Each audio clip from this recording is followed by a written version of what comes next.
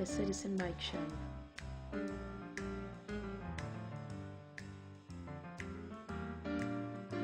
News. Commentary.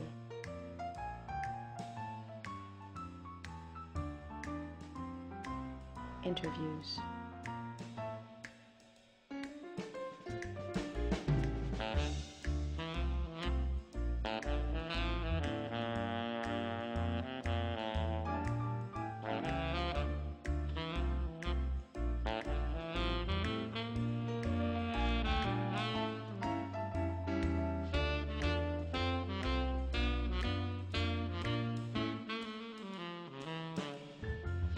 The Citizen Mike Show starts now. Coming to you from in front of the state capitol, sort of. Welcome to the Citizen Mike Show. Thanks for tuning in. We do appreciate it. My name is Mike Berdinsky. On my right, the editor of the Record Journal, Ralph Tomaselli. Also on my right, the Democratic gubernatorial candidate, Ned Lamont. Ned, thanks for coming on the show. Appreciate it. Nice to see you guys. Yeah. As is our usual procedure when we have a new guest on the show, we give a little bio to our viewers. I want to do that. I'm taking this from the Wikipedia site, but you've got your own great website, and there's a lot of information on that, and I would direct viewers to your website for additional stuff. But you were born in 1954. Wikipedia says you're a businessman and politician. In 2006, you defeated Joe Lieberman for Connecticut senatorial Democratic nomination. Joe Lieberman went on to succeed eventually. You founded Campus Televideo, which provides video and data services to U.S. college campuses. The company was sold in 2015. You are currently chairman of Lamont Digital Systems, an early investor in WatchUp and in Stringer, both new media companies, and you are currently, according to Wikipedia, faculty member and chair of the Arts and Sciences Public Policy Committee at Central Connecticut State University, where you're named by the Board of Trustees as Distinguished Professor of Political Science and Philosophy. Does that need updating? I mean, did I get anything wrong? That's pretty current. Is that That's pretty good? Yeah. Okay, because Wikipedia can go at a... there's a lot of things we want to get to, so let's jump in right away to some of the substance of it. If you were elected governor, how would Connecticut be better off with you as governor than with a Republican as governor? What would the difference be? Well, difference number one is we would fight for Connecticut values, not Trump values. What that means in terms of reproductive rights and the environment and a reasonable gun control and a lot of the issues that are so dramatically influenced out of Washington that some of the Republican candidates want to take here to Connecticut. I'm going to fight for Connecticut values. But in terms of the economy and the budget, it would also be a dramatic difference. Mike, I'd be, first of all, I'd be the first governor in generations who actually started a business and created jobs. And this is a state that has been near the bottom of the barrel when it comes to starting businesses and creating jobs. I would work very closely with labor and business to do everything we can to make sure that the tens of thousands of jobs that are going begging right now, we train people for them, they're filled. These folks become, good citizens and taxpayers of the state of Connecticut. And eventually that's how we dig our way out from this fiscal mess we're in as well. I want to get to the budget. And when I say the budget, what I mean is your first budget, not the budgets necessarily that have been in the past and the mistakes that have been made in the past. I don't want to relitigate that. I want to look forward. You're in office. You've got to put a budget up, and you've got some challenges. I want to read, as we often do, to set the table for these topics from some sources to sort of set the table. So bear with me while I read a little bit. This is coming from the Connecticut Mirror, Keith Fanouf. It goes back to 2017, but it informs our discussion here. Remember, 2017, the legislature's nonpartisan Office of Fiscal Analysis says the two-year budget crafted by Republican legislators and passed in the House and the Senate last week would balance the budget, but in the process, it would run a $3.31 billion deficit. The Democrats, not so much better. The alternative budget developed by Governor Daniel Malloy and Democratic legislative leadership would fare even worse, with a potential shortfall of $3.58 billion in the red. In other words, when Connecticut's next governor arrives at the Capitol in January 2019, that person and the General Assembly effectively would face the same challenge that has confounded Malloy and the legislators for the past 8 months. And that's after taking into account a wide array of spending cuts and tax hikes both sides have built in. That's in part because Connecticut still must deal with surging debt and retirement benefit costs, much of which stems from more than 7 decades of insufficient savings, and this problem is supposed to go on and on and on. I'm coming to the end, but I got just a bit more. This is also from the Connecticut Mirror, brings us up to last month.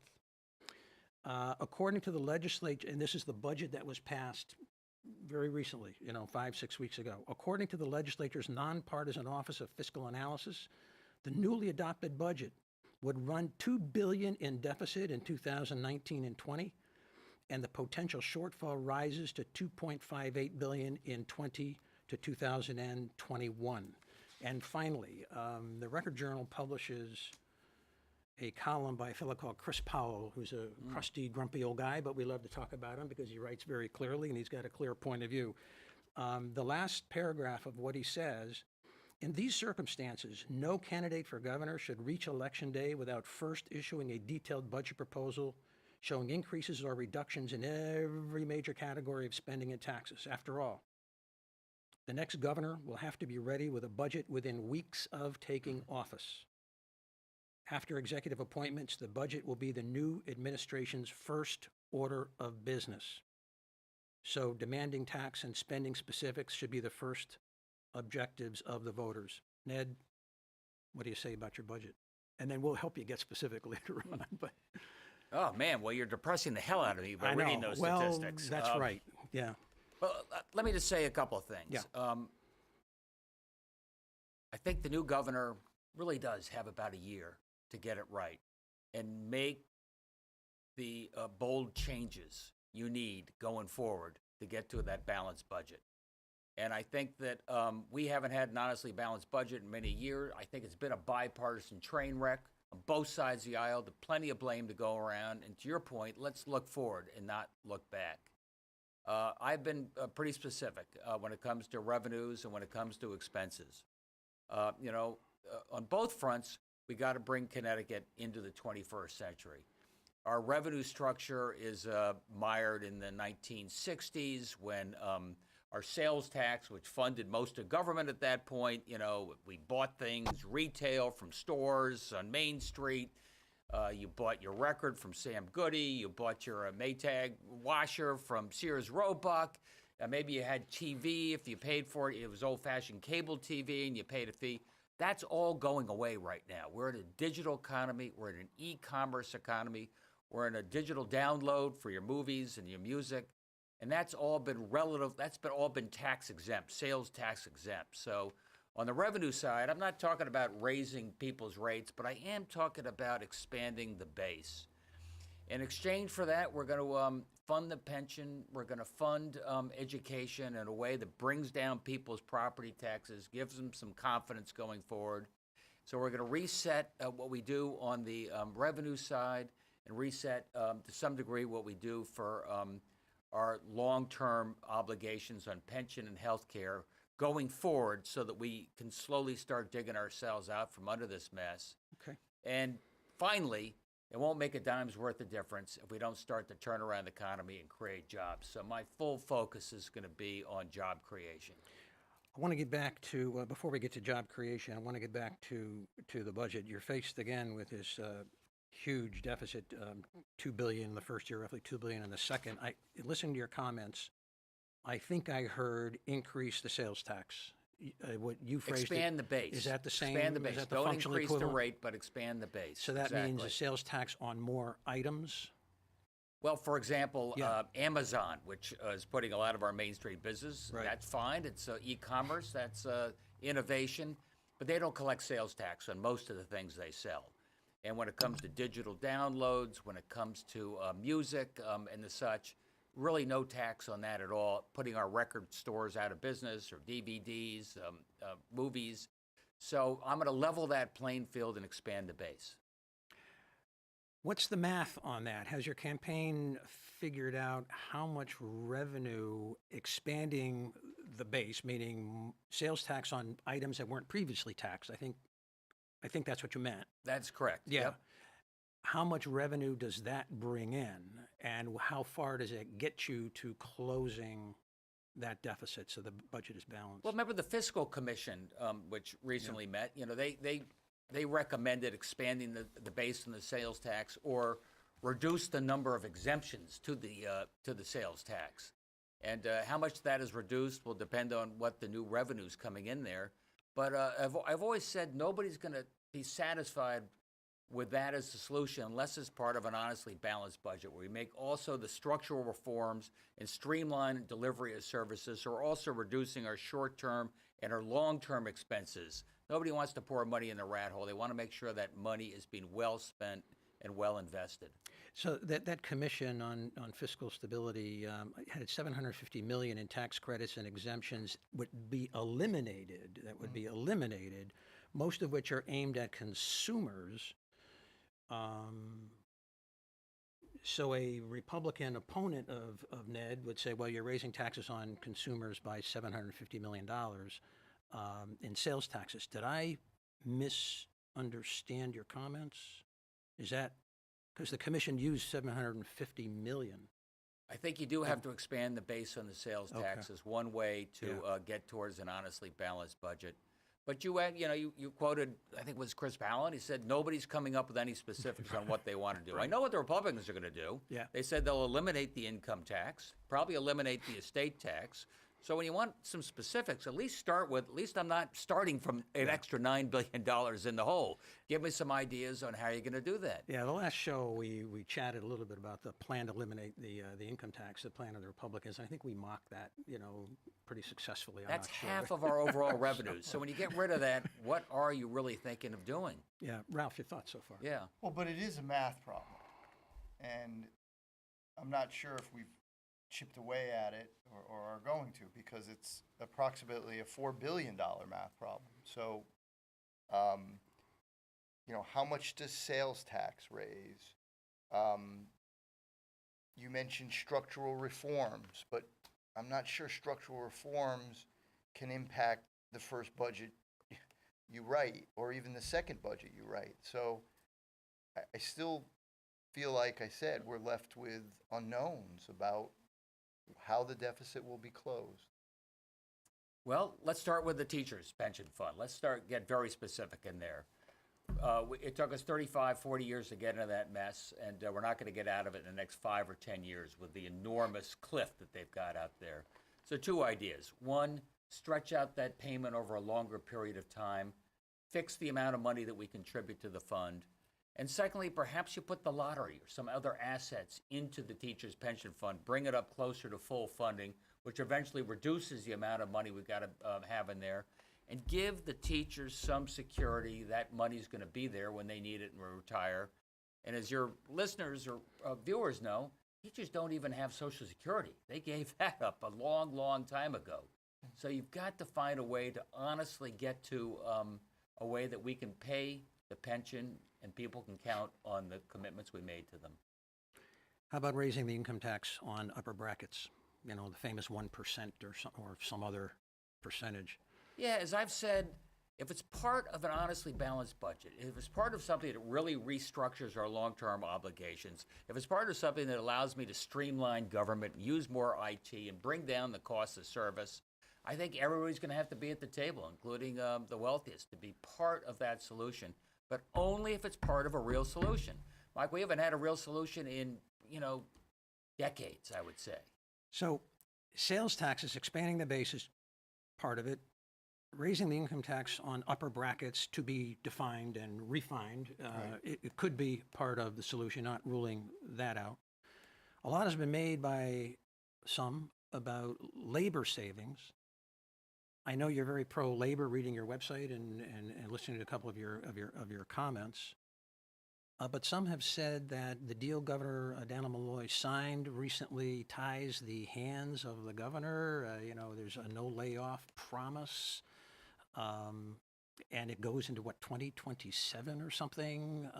Are there labor savings, and would you be against them because labor is your political ally? We're going to have savings. No question labor. about it. Yeah. Absolutely. How would they be? What would they look like? Well, whatever we do it through collective bargaining. You sit down at the table, everybody's included, and you have that honest discussion. And like I said, taxpayers are going to be at the table, labor is going to be at the table. We're going to get to an honestly balanced budget. There's nobody else talking about how to get there. What would they look like? Look, I come out of the world of IT. I built telecommunications system. I started a business. We delivered better service at less cost, no offense, than the cable companies. And that's who I competed with. Sorry about that, guys. Right. And we can do that in state government. There's been zero entrepreneurship when it comes to that. I'm going to work with our state employees. I'm not looking to lay anybody off. That's not what I want to do. But I'd love to repurpose people, give them the IT skills so they can do their jobs more effectively, more efficiently, and at less cost. So what is the burden in the first 2 years that labor bears? Any burden at all in the balanced budget? And again, we've got sales tax, maybe income tax. So is labor part of this in your first 2 years? Some labor savings? I think we're all going to be part of the solution. I know the Republicans say we're going to balance the entire budget and cut taxes all on the backs of labor. Yeah. And that's not going to happen on my watch. And you know what else? That would just lead to 10 years of lawsuits. That would be a bloody mess. And that would stop investments and job creation in this state. And I got to pivot right back to what you do so you have a reliable, predictable revenue stream and a reliable and predictable budget so that small business and mayors know what the budget's going to be next year and the year thereafter, what their tax rate's going to be, and that's how you give people the confidence to start investing again. And now is the time to do it. Yeah. Now, look, I'm 64. It's not often we have tens of thousands of jobs going begging. And if we don't make sure that our people are trained and ready for those jobs, make sure that they stay in Connecticut, these people become taxpayers here, we're going to lose. And I'm going to make sure we don't lose that opportunity. What about savings? Cutting the budget. Is that part of the budget balance, the Lamont budget balance plan? Yeah, look, you can't tax your way out of this thing, and you can't cut your way out of this thing. Because the follow-up is, who's going to get burned, under the Lamont budget? Waste and fraud, we've heard that to death. That's what it is.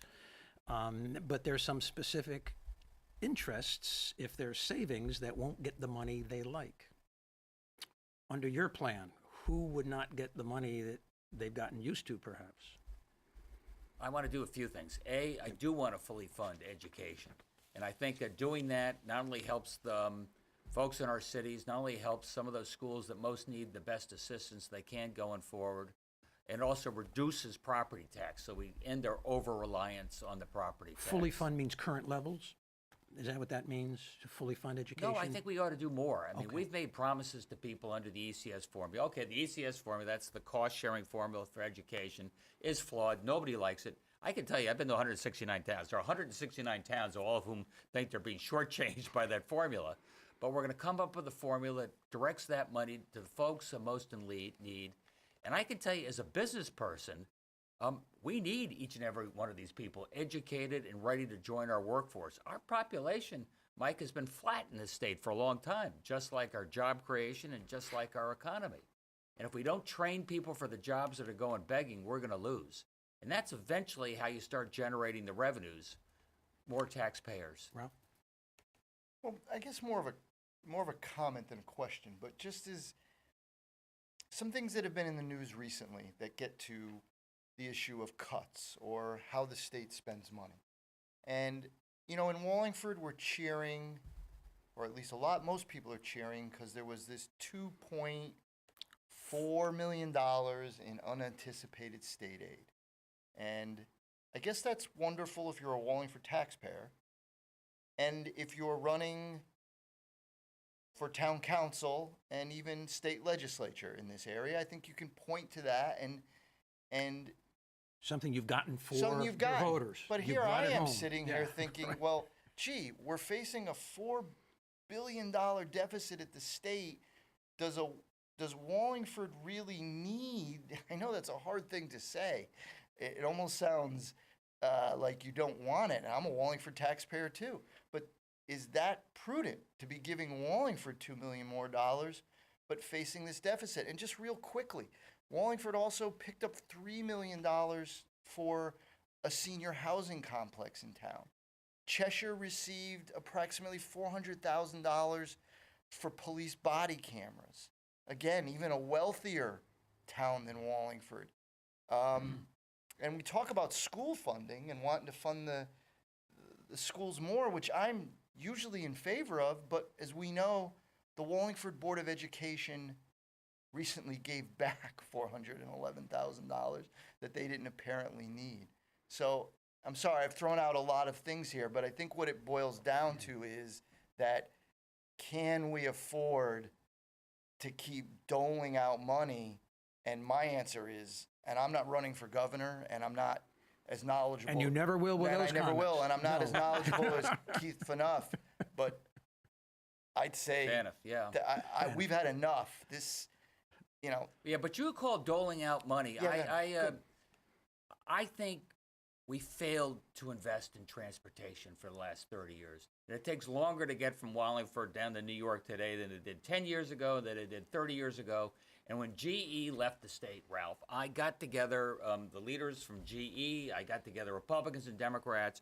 We put together the forum, and GE left. Your transportation system is a disaster. We cannot get millennials, tech-oriented young people up to our Fairfield campus because we can't find them, and they can't get there because of traffic.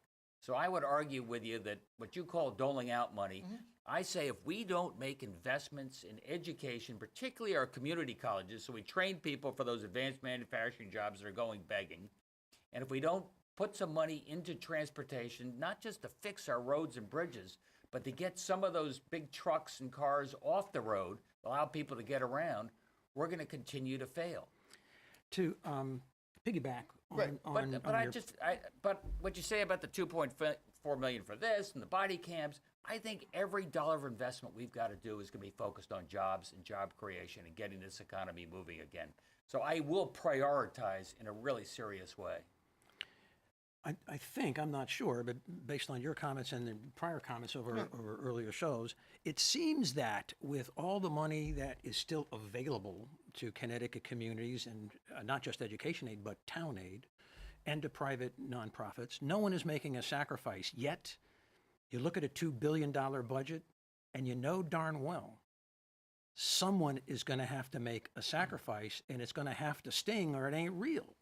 And I think in part that's, what you were saying. So I throw that back at you. I mean, could it be that both parties in Republican and Democratic Party in this election want to make it appear painless on the Republican side? Hey, get rid of the income tax, you'll love me.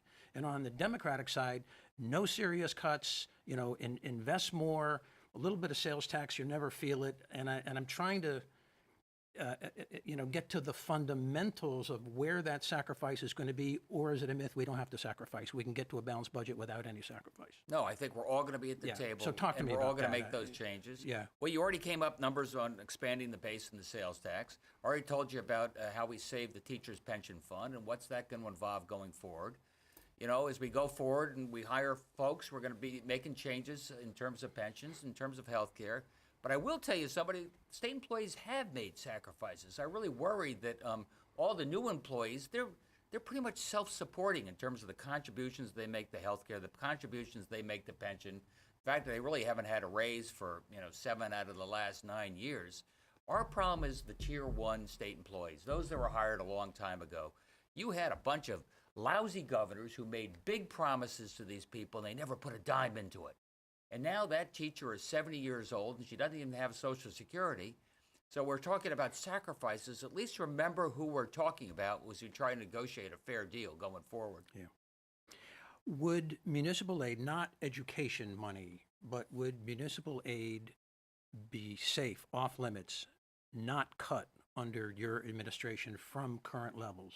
It would be prioritized, get to your point, everything I can to make sure we're generating jobs and allowing Wallingford and other towns to make the investments they need to expand that economic pie. I'm hearing a maybe. You're hearing a maybe. Yeah. Should we move on? Except just a word on No, sacrifice. do, yeah. Because I think that what has happened we frequently like to point the finger at our elected officials.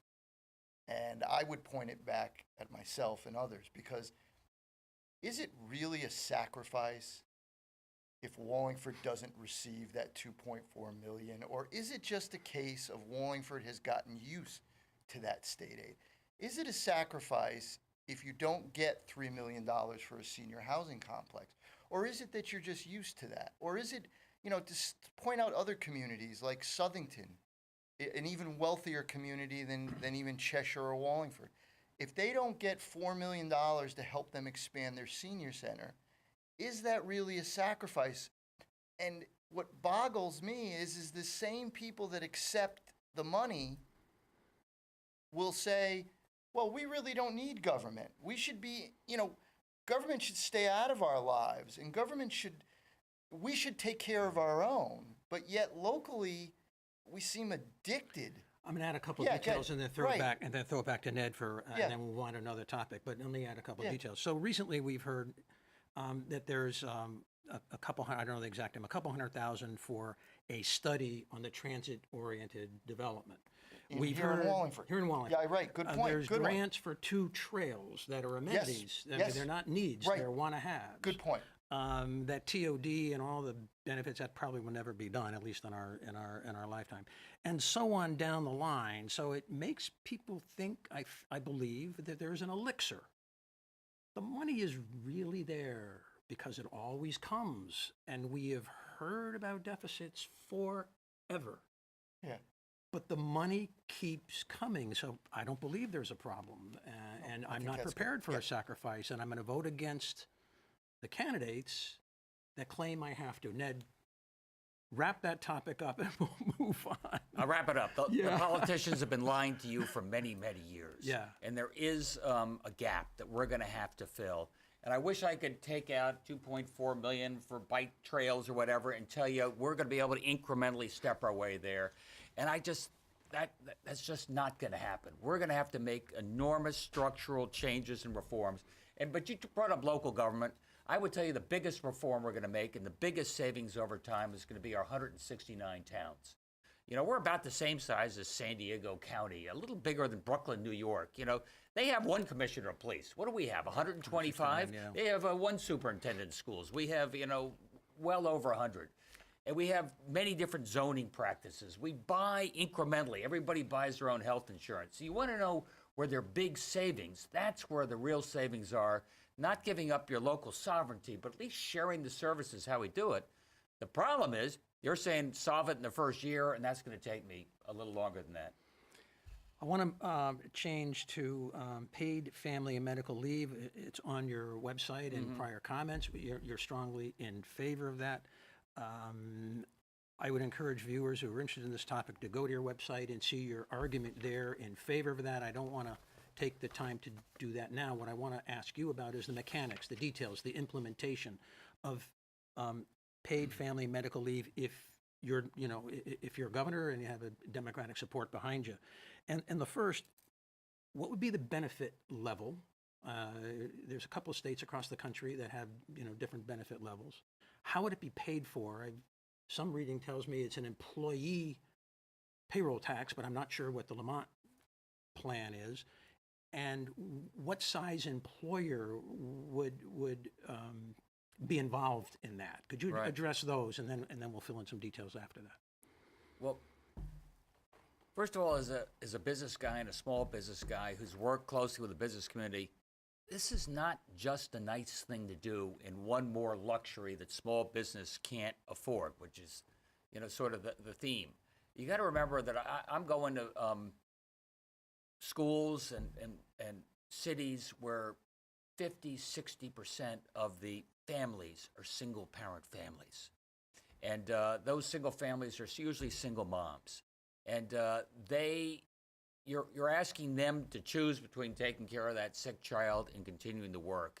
And I know as a business person, I can't afford to lose her. I mean, I want her staying in my workplace. I want her being part of the workforce. So I'm looking for some sort of an insurance policy that allows her to continue working or have time to take care of a child without having to give up the work. The specifics on how you pay for it, look, as you pointed out, Look, Marco Rubio, a number of people are coming up with ideas on how you do this. That can be a mix of employer or employee subsidies that go in there. A small, fee on top of payroll that over time builds up, and that we have that security. But I think it makes Connecticut a state where young people say, we're progressive, we're ahead of the curve, and I'm a single person, and I can afford to work in Connecticut, where it's a lot tougher for me to be in Alabama. We're losing a lot of folks to Alabama and Georgia and the South right now. And you're going to say, well, yeah, but that quarter percentage point on the payroll tax that goes to fund this will, discourage employment here. I think it will encourage employment, allow more people to work, and allow us to have more people paying taxes. So here's my thinking on this. I mean, I am in favor of, I believe, I mean, without the details, I'm in favor of paid family and medical leave. And I think the best argument in favor of it is laying out the spreadsheet. Right. Is laying out the spreadsheet so employees can say, it's $1.33 a week, or $1.33 a month, or whatever it is. Lay out the spreadsheet, rather than having a potential scare tactic by the opponents. It says it's going to drive business away, it's going to drive employees away, it's going to be the end of the world. And you see, well wait, maybe it's $1 a week. I don't know. And maybe you protect the general fund somehow. So if it goes into deficit, it's not paid for out of the general fund. But I'm not seeing the specifics. Will there be a time in your campaign where there is this imaginary spreadsheet that I have in my head? Yeah, more detail. Whether I lay out how we fix the $2.5 billion in detail, or that's going to be part of a negotiation that we go forward. Whether we lay out in detail every item of paid family leave, but I point you to again some of the other plans that are out there right now, what some other states are doing. We're going to pick the best one of those things that don't disadvantage our small business. Has your campaign come up with an order of magnitude of cost, or is it too early in the campaign to do that? I think it's too early to say what that would be. Who that applies to, how it's paid for. I've given you my thinking on that anyway, and that's the best I can do. Let's change the subject a little bit, because we got to begin to triage our time. Down Malloy has made a big thing, and I don't mean to betray some attitude there, a big thing about these grants to profitable businesses to stay here or create jobs, and maybe jobs they would have created anyway. Forgivable loans, even though they're well able to, get equity money or debt money on their own. But it's a real big thing, and the latest article is in the Hartford Courant, looking to create 4,000 new jobs. 80 million is targeted for 16 companies. Let me just read a sentence or two, get your reaction to it. This is by Christopher Keating. In an attempt to create nearly 4,000 new jobs, and some of these are full-time job equivalents. You don't even know what that is, In an attempt to create nearly 4,000 new jobs, the State Bond Commission approved more than 80 million in loans and grants Friday for 16 companies. Skipping. If the companies meet their job creation benchmarks, who knows when that could be? It could be, way down the line. They will receive grant money over time that will need not be repaid. Skipping in the article. While some commission members questioned whether the state needed to provide assistance for profitable private corporations, only one voted against it. He was a Republican, Christopher Davis from Ellington. And State Comptroller Kevin Lembo, a Democrat, asked whether the state needed to provide $1.3 million for equipment and training for Walgreen at a time when the company is profitable. A Greenwich Republican, Senator Scott France, questioned whether a $9 million grant for Price Waterhouse Cooper. I got it. I'm there. Look, I hate it. I think it's a sport for losers. I'm glad you interrupted me. It's a sport for losers. If we can't compete by having the best trained workforce in the world, the transportation system that gets you there, and a good quality of living, then you start bribing companies to come here. You would end that program. No. I can't make that promise because we have competition out there. I brought this Indian IT company called Infosys, which is going to do major IT training in downtown Hartford for our local folks. And we competed with Virginia, we competed with North Carolina, we competed with Rhode Island. And Rhode Island said something interesting because I was part of these negotiations. Rhode Island said, Infosys, we're going to match this incentives that the other people give you, but now let me tell you why you ought to be in Rhode Island. And so I can't unilaterally disarm. I think that would be a little naive, but I'm going to minimize it. It's going to be our automatic default thing, and I'm going to do everything I can to help companies grow and prosper right here. You know, the other thing I hate about it is our corporate income tax is incredibly regressive. A lot of the big guys don't pay any corporate income tax, in part because they have all these subsidies that go on for 5 and 10 years. And it's disproportionately paid by our small business, the very ones who you hope are creating the next generation of jobs. So I'm going to fundamentally redo, how we attract and recruit businesses here, and how the corporate income tax is done. And I would like, we've discussed this before, I think, and I would like to see some accountability. How do we know taxpayers are getting their money's worth? What are the rigor of the audits? Just a request to possibly the future governor. Yeah. Change the subject a little bit to Democratic politics. Two things I want to cover, and we got about 5 minutes to do it. One is this Joe Ganim candidacy, the mayor of Bridgeport. And, he's a convicted felon, and I just can't figure it out. I just can't figure out why anyone would think that voters in the state of Connecticut would elect someone with that background. And maybe you have the answer to that. What is the Ganim appeal? What's his angle? What does he want? Does he really think he could win? What's going on here? I think he believes that we have a primary process, and if he can get enough signatures onto a piece of paper, lightning can strike, and he'll give people a choice. It's too diplomatic. What do you make of this? Yes, jump in here, will you? Bail him out. I'll go to. I think the candidacy is ridiculous, but I'm not from Bridgeport. But I'll just go to history and fairly recent history and note that the good people of Providence, Rhode Island, elected Buddy Cianci, I think 3 times. He had his own little political fiefdom in a city. Was that a good thing? No, I don't think it was a good thing. But how does it happen? It happens that you can become Joe Ganim and Buddy Cianci and play in cities like Providence and Bridgeport. I don't think Buddy Cianci tried to run for governor and he failed miserably, and I wouldn't expect Joe Ganim to do much better.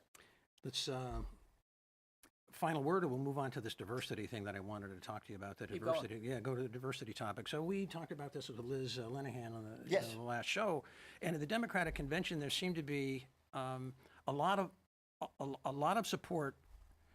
And this is my editorializing on it. A lot of support for diversity's sake. Maybe that's a false impression I got, but I wanted your impression. Of course, diversity is the ethnic background of the candidates at the top of the ticket, and Susan Beisowitz is the lightning rod for this. She is white, and she had a competitor who's Latina. Your view on this diversity dust-up?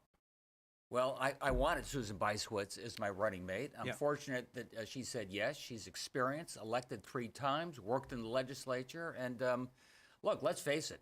I'm a guy who's not spent his life in Hartford. In fact, I think the Hartford political class has let us down. And I'm going up there to shake things up. I'm going to come in from the outside and make the big changes we need to get this state moving. I need somebody on my side, next to me, who knows how to make Hartford work. So she was not there for diversity. She was there because she's the best qualified person that helps me accomplish what I got to do. And God forbid if something happened, could step in and actually be governor. I add just only that you pointed out, we do have a line A, and we have a very high qualified group of folks, all of whom are battle tested and been in the game. And it is diverse because we made a big effort as a party to make sure that everybody is represented. And there are folks there they can look to and know that there's somebody who I know understands where I'm coming from. And that's important. Well, the Democrats too obsessed. Are they too obsessed with this diversity thing? Are they too obsessed and is going to be too divisive? You support Susan Beisowitz, but is she going to be the sacrificial lamb in front of the diversity altar? I'm being a little... Yeah. Look, we're not sacrificing quality. We're not sacrificing experience. We're going to do everything we can to make sure we have the best. But I'll push back a little bit. Yeah. I spend a fair amount of time in the teaching world as well, Central Connecticut State, like you pointed out. And I look at the fact that a majority of our kids in our schools today, Mike, are children of color or close to it. and to 8% of our teachers. Yeah. These kids need a role model. That requires more than just the math skills to be a great teacher. We've run out of time. We have. Yeah, we've run out of time. If we had another 2 hours, I think we could easily chew that up. Okay. Thanks, Ned Lamont, for coming on the Citizen Mike Show. Our viewers, thank you. I think we had a real good discussion, and good luck on the campaign. Thank you. Could Okay. use your help. Tune in. All right.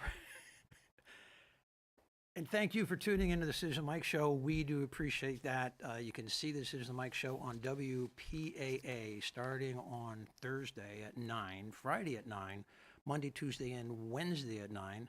If you prefer to watch on YouTube, go to the Citizen Mike Wallingford channel, follow all the appropriate links and prompts and everything else, and in a couple of days, the show will be up on YouTube. If YouTube intimidates you in any way, get in touch with me through the studio, and I can send you an email link right to the show. It cuts through some of the steps. Thanks again. Thanks to Ned Lamont. Good night, everybody.